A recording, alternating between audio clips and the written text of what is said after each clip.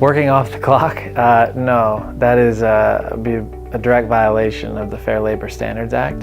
So there's a whole bunch of laws inside of the Fair Labor Standards Act that protect workers from being deprived of wages for overtime and then off the clock hours. The work week is a 40-hour work week. Sometimes the job requires working more than 40 hours, and the company can require you to work those hours. They just have to pay you for doing that.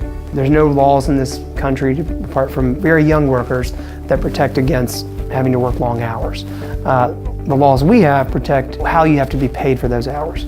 So if you were a restaurant worker, say a server in a restaurant, and your employer asked you to work 7 days a week, there's nothing inherently wrong with that, except that the employer would have to compensate you for time that would be over the minimum hours. If you are employed in any capacity, then you have to be paid not only your time that you've worked, but also time and a half for any hours over 40.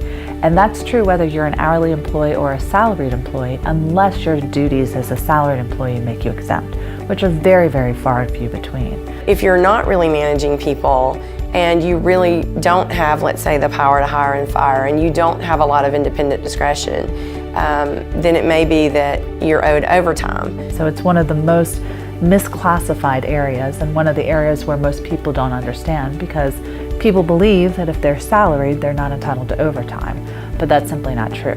Other types of overtime cases you'll see is a company that decides, you know what, I really don't want to pay employment taxes, I don't want to pay Medicare and FICA and FUTA, so I'm just going to call this person an independent contractor. But there are multiple ways for you to find out whether or not you're entitled to overtime compensation.